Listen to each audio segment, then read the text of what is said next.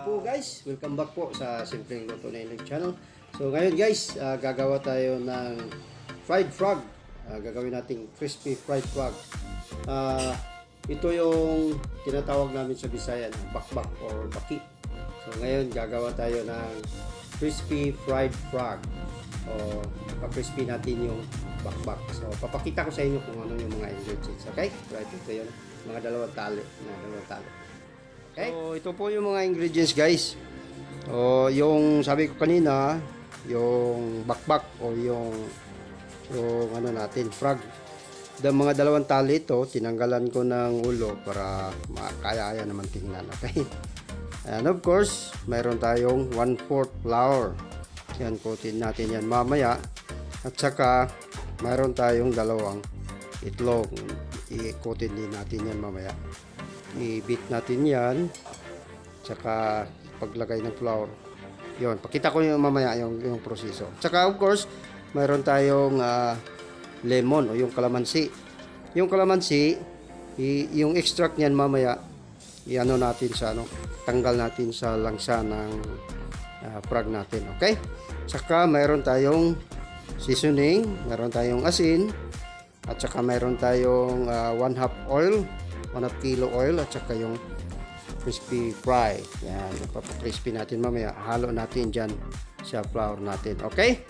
So, stay tuned guys. Ano na natin yung unang proseso. So, ngayon guys, lalagay na natin yung calamansi extract yan para mawala ng lansa. Yan. Tapos, ano lang tayo? Ganyan lang. Be sure malinis yung kamay natin ha. Okay.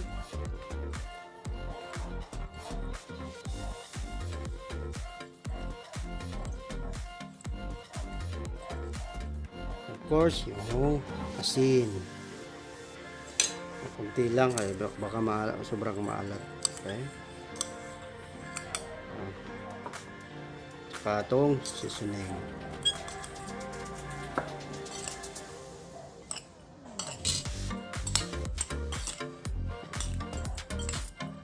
Ang sunod na proseso, yun na, yung lalagyan na natin ng flour at saka yung egg.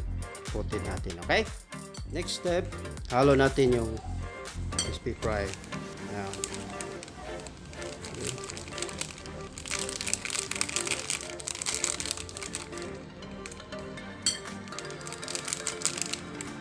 Okay?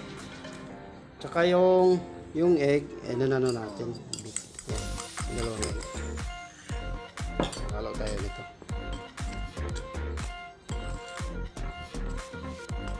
So, ito na.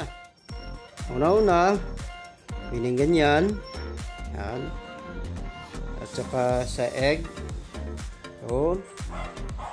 Balik muli dito para mas lalo siyang Okay, ganyan lang. Okay. Kung gusto mo talagang makapal yung coating niya, balik-balik ka lang. Yan, okay? So, ganyan lang na proseso. Yan. Ganyan. Saka ganyan. Yan, ganyan lang. Ulit-ulit lang yan. Hanggang sa maubos lahat. Okay? Yan, okay. Yan. So, ito na guys. Tapos na natin siya coated ng flour ng egg. Lalagay tayo ng bawang. Okay. Tingnan natin kung pwede na.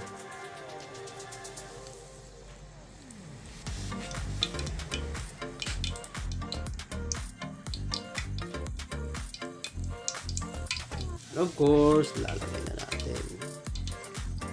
I-fry na natin. Okay. Ayan.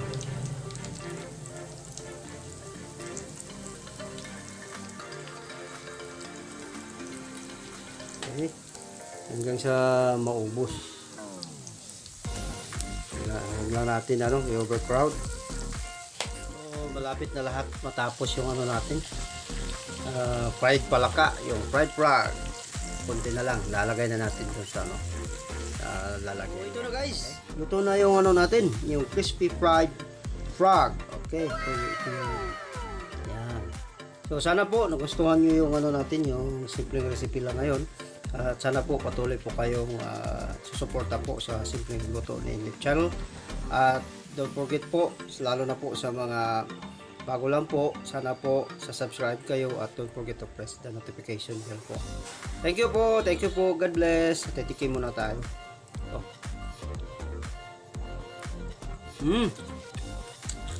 Crispy talaga, masarap, sarap. Thank you.